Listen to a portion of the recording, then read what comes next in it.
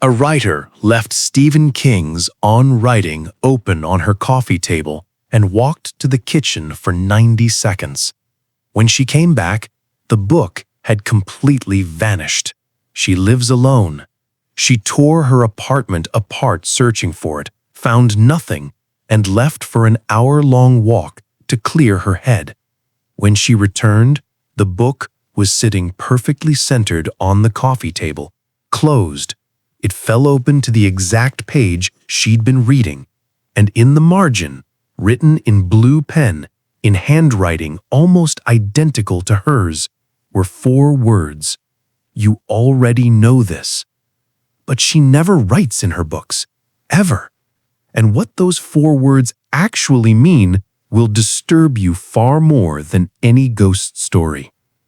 This happened yesterday. A Reddit user posted about an experience that left them, in their own words, still freaked out. The poster is a writer. They own a well-worn copy of Stephen King's On Writing, a book they've had since college, not a new copy, not a replacement, the same physical book they've owned for years. They were texting with a friend and wanted to quote a specific line from the book. The poster explains, "I was quoting a line from it to a friend over text, but couldn't remember the exact phrasing, so they went to their bookshelf, pulled out the book, and found the page they needed. They left the book open on the coffee table, open to that specific page. Then they walked to the kitchen to get a drink. The poster is precise about the timing. I was gone for maybe 90 seconds. 90 seconds, a minute and a half, long enough to walk to the kitchen, pour a drink, walk back. That's all. When they returned to the living room, the book was gone. The poster describes it simply. The book was gone. Not on the table, not on the floor, nowhere. They live alone. No roommate, no partner, no one else in the apartment, just them. But here's where it gets harder to explain. The poster's response was immediate and thorough. They didn't just glance around, they searched. I tore my apartment apart looking for it. Every room, every surface, under furniture, behind cushions, in bags, on shelves, anywhere a book could possibly be. Nothing. The book had been open on the coffee table 90 seconds earlier. Now it was simply gone. The poster states it clearly. Nowhere. Think about what that means. An object doesn't just vanish from a coffee table in an empty apartment. Books don't develop mobility. They don't walk away. They don't phase through matter. A book sitting on the table should still be on that table, or on the floor near that table, or somewhere within the immediate vicinity of that table. But it wasn't. That's strange enough, but there's more. After exhausting every possibility, the poster gave up. Frustrated, I gave up and decided to go for a walk to clear my head. They left the apartment. They needed to process what had just happened, or rather, what hadn't happened, because books don't vanish. The walk lasted about an hour. When they returned and opened their apartment door, something was different. The poster describes the moment. When I came back an hour later, the book was sitting perfectly centered on the coffee table, closed. Not open, closed. And not just placed casually on the table, perfectly centered. As if someone had deliberately positioned it with care, as if someone wanted them to notice. The poster's physical response was immediate. My heart started pounding. They approached the table, they picked up the book, they opened it, and the poster notes, it fell open to the exact page I had been looking at. The same page, the page with the quote they'd been trying to remember, the page that had been facing up when the book vanished. What happened next made it impossible to dismiss. The poster looked at the page more carefully. There, in the margin, next to the paragraph they'd been reading, was writing. New writing. writing that hadn't been there before. And there in the margin next to the paragraph, written in blue pen, in handwriting almost identical to theirs, were the words, "You already know this." 4 words, blue pen, handwriting almost identical to theirs. The poster emphasizes 2 critical facts. First, I don't write in my books, ever. This isn't a casual preference, this is a firm rule. Writers who love books have strong feelings about marginalia. Some annotate heavily, others never mark their books. The poster is in the latter category, always has been. Second, and I definitely didn't write that. They're certain, absolutely certain, those words were not there when they left the book open on the table. Those words were not written by them at any point. Those words appeared during the hour the book was missing. And that's when the timeline stopped making sense. Let's map this out precisely. The poster opens the book, finds the page, leaves it open on the coffee table. Walks to kitchen, 90 seconds. Returns, book is gone. Searches apartment thoroughly, approximately 10 to 15 minutes minimum. Leaves for walk, 1 hour. Returns, book is back, closed, centered on the table, with new handwriting in the margin. But the evidence makes it even more bizarre. Let's break down what we can confirm. First, the book is real and identifiable. This is a specific edition of On Writing by Stephen King. The poster has owned it since college, years of ownership. It's well worn, meaning it shows signs of use and age. If this book were replaced with a different copy, the poster would likely notice different printing, different wear patterns, different feel. Second, the poster lives alone. This eliminates the most obvious explanations. No roommate playing a prank, no partner staging an elaborate trick, no children moving things around. The poster was the only person with access to the apartment. Third, the timing is tight. 90 seconds from the kitchen to the living room is not enough time for someone to enter the apartment, take the book, and leave without being heard. Apartments have doors that make noise. Footsteps create sound. And the poster would have seen or heard an intruder during their thorough search immediately afterward. Fourth, the handwriting. The poster describes it as almost identical to mine. Not similar, not reminiscent, almost identical. This suggests someone either has handwriting naturally very close to the poster's, or someone deliberately mimicked their writing style. The poster knows their own handwriting. They're a writer, someone who produces written text regularly. They would recognize their own hand. Now consider this aspect. The message is specific to the context. You already know this. The poster was looking up a quote. They were trying to remember exact phrasing. The message suggests they don't need to look it up. They already know it. It's contextually relevant. Not a random phrase, not generic words, something that directly addresses what the poster was doing. And here's another detail that doesn't fit. The book fell open to the correct page. Books don't naturally fall open to random pages unless those pages have been accessed repeatedly, creating a crease in the binding. If the book was closed and placed on the table, it would typically fall open to the most accessed pages or stay closed. But this book fell open to the exact page the poster had been reading, the page that was facing up when it vanished. This suggests either the book was never fully closed, or someone marked that page internally before closing it. But there's no mention of a bookmark or anything holding that page. The book simply fell open to it. Blue pen. The poster specifies blue, not pencil, not black ink, blue.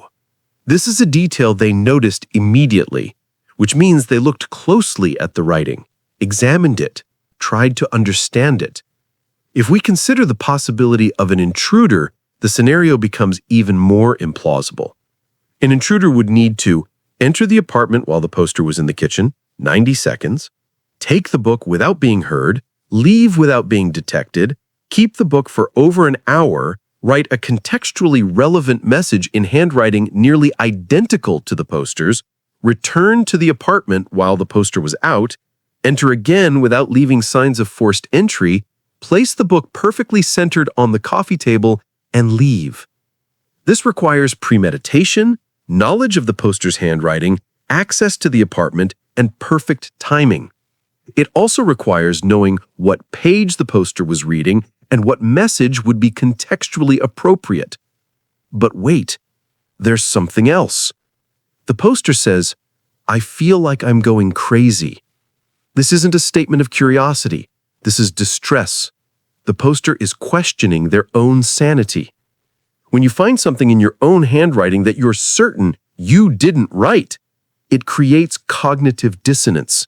Either reality changed or your memory is faulty. Either something impossible happened or you're losing your grip on what's real. For a writer, this is particularly unsettling. Writers depend on memory, on observation, on the ability to record and recall details accurately.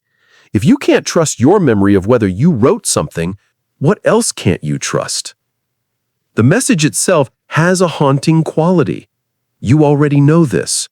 It's not threatening, it's not strange or cryptic, it's almost encouraging, or perhaps dismissive, as if someone is telling the poster they're looking up information they already possess.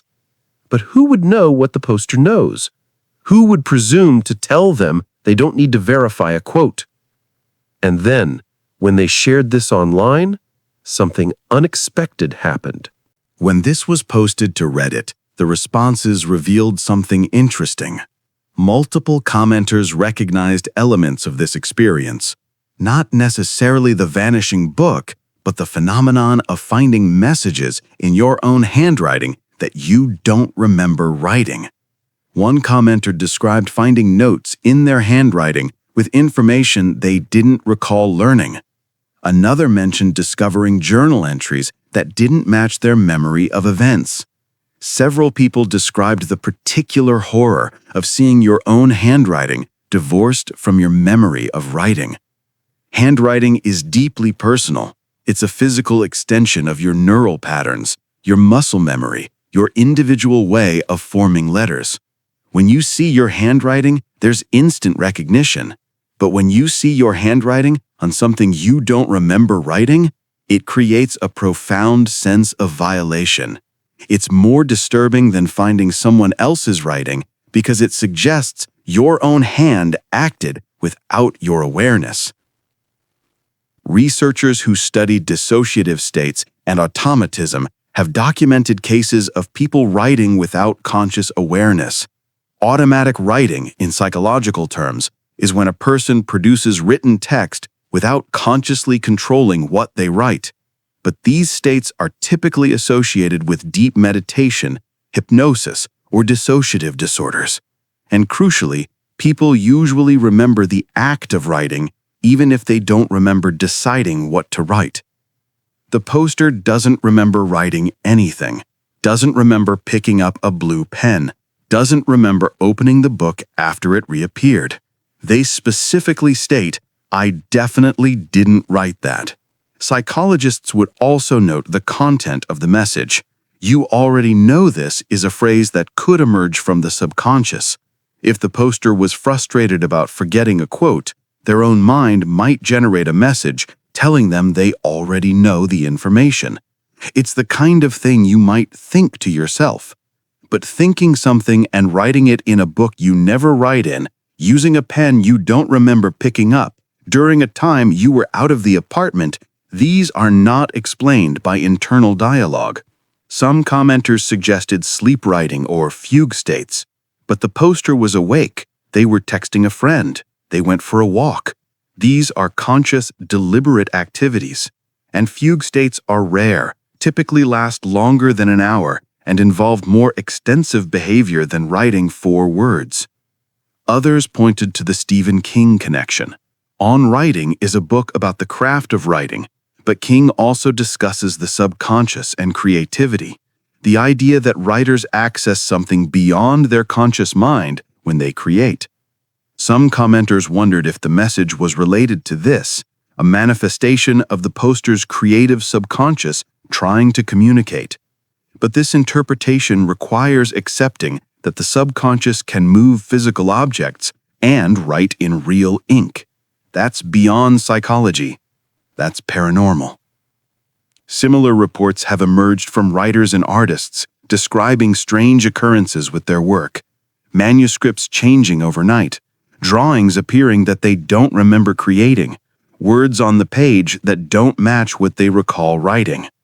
The creative process involves accessing unconscious resources, and some people report feeling like their work comes from somewhere outside themselves.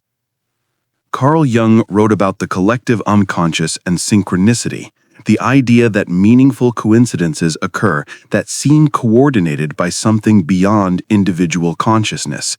Finding a message in your own handwriting that you didn't write could be interpreted as the universe or your deeper self trying to communicate. Of course, these frameworks lack scientific evidence, but they attempt to explain a recurring pattern, people encountering messages that seem personally directed, appearing in improbable ways with content that's contextually relevant. Which brings us back to the central question. If the poster didn't write the message, who did? So how do we explain this? Let's consider the rational explanations first. Could the poster have written the message and forgotten? Memory can fail. People can do things on autopilot without forming conscious memories. Maybe the poster picked up a pen, wrote the 4 words, closed the book, and immediately forgot doing so. But here's where that explanation struggles. The book disappeared. If the poster wrote the message, when did they write it? Before the book vanished? After it reappeared? The book was open on the table, then gone during a 90-second absence. For the poster to have written the message before it vanished, they would have had to write it, close the book, and somehow misplace it, all within 90 seconds, while getting a drink in the kitchen. And if they wrote it after the book reappeared, that means they returned from their walk, saw the book centered on the table, opened it, wrote the message, and then forgot all of this immediately. That's not ordinary forgetfulness. That's profound memory dysfunction. The memory explanation would make sense if the book had never disappeared. But the disappearance is the central fact. The poster searched their apartment. They tore it apart looking for the book. You don't conduct a thorough search if you casually set something down somewhere else. The search proves the poster believed the book was genuinely missing. Could someone have entered the apartment?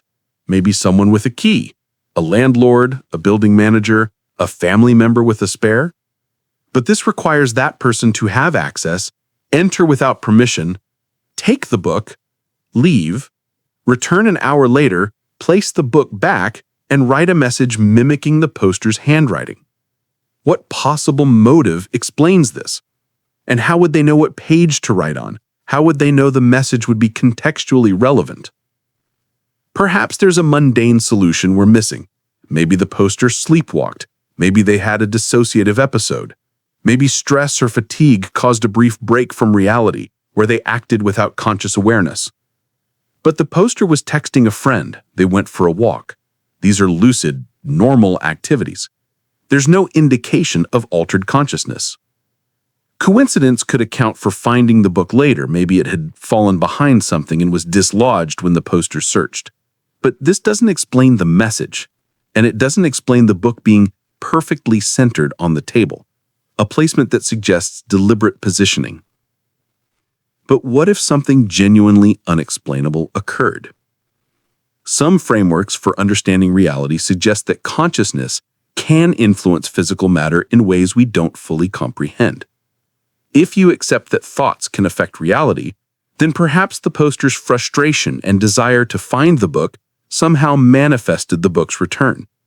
And perhaps their subconscious knowledge of the quote manifested as a written message telling them they already know it. This interpretation requires believing that minds can move objects and produce physical writing without using hands. There's no scientific basis for this, but it attempts to explain how a message in the poster's handwriting could appear without them consciously writing it. Another possibility, parallel timelines or reality shifts. Maybe in one timeline the poster did write in the book, maybe years ago or in a different version of events, and somehow that version of the book replaced the current version. The poster remembers a timeline where they never write in books, but they're now holding a book from a timeline where they did. This theory has its own problems. Why would only the book shift timelines, not other objects? And why would the message be contextually relevant to something happening in this timeline? Or perhaps the message is exactly what it appears to be, a communication from something other than the poster. Not a ghost, not a demon, but something that understood what the poster was doing and responded. Something that could move objects, write in ink, and mimic handwriting. What would that something be? A future version of the poster? A part of the poster's mind that can act independently? Some aspect of reality that responds to strong emotions or focused intent? How do you reconcile the physical evidence with the impossibility of the scenario? The book is real, the handwriting is real, the blue ink is real. But the poster is certain they didn't write it. Both things can't be true. Either the poster's memory is faulty, or something happened that violates ordinary reality. What would you do if you found a message in your own handwriting that you were absolutely certain you didn't write? Would you trust your memory, or would you accept that you must have written it and forgotten? The poster chose to trust their memory, chose to believe the impossible over doubting their own mind. Consider the specific words, "You already know this." It's not a dramatic message, not cryptic prophecy, not a warning, just a simple statement. But it carries weight because it's true. The poster was looking up a quote. They probably did already know it, at least partially. They just wanted to verify the exact wording. The message tells them verification isn't necessary. Trust what you know. But there's a deeper layer. If you're a writer, doubting your memory, questioning whether you wrote something, the phrase, "you already know this," takes on additional meaning. Maybe the message is about trust. Trust your memory, trust your knowledge, trust yourself. Or maybe the message means something else entirely. We may never know for certain. But there's one detail we haven't addressed yet. The book is still there. Right now, somewhere, a writer has a copy of On Writing with 4 words in the margin. You already know this. Written in blue pen, in handwriting almost identical to theirs. Every time they look at that page, they see those words. Physical proof of something they can't explain. The poster could test the handwriting, compare it to their own writing, analyze the letter formation, the slant, the pressure, see if it's truly identical or just similar. But what would that prove? If it matches perfectly, it just deepens the mystery. If it doesn't match, it raises the question of who wrote it and how they accessed the apartment twice. They could check the ink, see if it's from a pen they own. But again, what does that prove? Even if it's their pen, that doesn't mean they wrote the message. Someone could have used their pen, or they could have used it unconsciously. The poster admits, "I feel like I'm going crazy." That's the real horror, not a ghost or an intruder. The possibility that your own mind is doing things without your knowledge, that you can't trust your memory of what you did or didn't do. For a writer, this is particularly devastating. Writing requires trusting your memory, your perceptions, your ability to recall and record. If you can't be certain whether you wrote 4 words in a book, how can you be certain of anything you write? The message itself has become a koan. You already know this. Do they know what happened? On some level, do they understand? Is their conscious mind simply blocking access to information their subconscious possesses? Or does the message refer to something else entirely? Maybe it's not about the quote at all. Maybe it's about the experience, about knowing that reality is stranger than we typically accept, about already having evidence that something impossible occurred. Some questions don't have answers. Some experiences resist explanation, no matter how many theories you apply. The poster experienced something that violated their understanding of reality. The book vanished. The book returned. The message appeared. These are facts they can't change. They could convince themselves it was a mundane occurrence, a memory lapse, a forgotten moment, except that they must have written it and moved on. But doing so means distrusting their own certainty, their own sense of what happened. Or they can trust their memory and accept that something unexplainable occurred.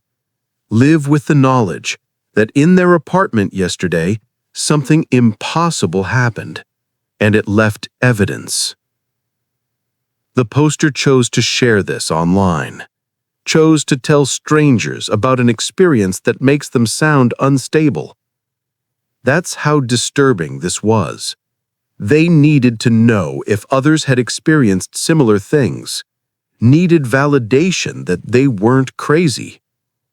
And the responses confirmed. They're not alone. Other people have found messages in their own handwriting. Other people have lost objects only to have them return inexplicably. Other people have experienced moments where reality seemed to glitch just for a second, just long enough to show that maybe things aren't as stable as we pretend they are. What are the odds that a book disappears from a coffee table, returns an hour later with new writing, and that writing happens to be in handwriting nearly identical to yours? What are the odds the message is contextually relevant to what you were doing? The odds don't matter. It happened. Somewhere, a writer is looking at 4 words they didn't write. 4 words that tell them they already know something. Maybe they know what those words really mean. Maybe they know what happened yesterday in their apartment. Or maybe the message was never about knowledge at all. Maybe it was about trust. Trust your memory. Trust your experience. Trust that what you know to be true is true even if you can't prove it. Or maybe, and this is the possibility that's hardest to accept, maybe you really do already know this. Know that reality is flexible. Know that impossible things happen. Know that sometimes the universe communicates in ways that don't make sense, but feel undeniably real. The book sits on a shelf now, or maybe on the coffee table still, with 4 words in blue pen that shouldn't exist. A message from nowhere, or from somewhere, or from the writer themselves in a moment they can't remember. And every time they open that book, those words are waiting. You already know this. Do they? Do you?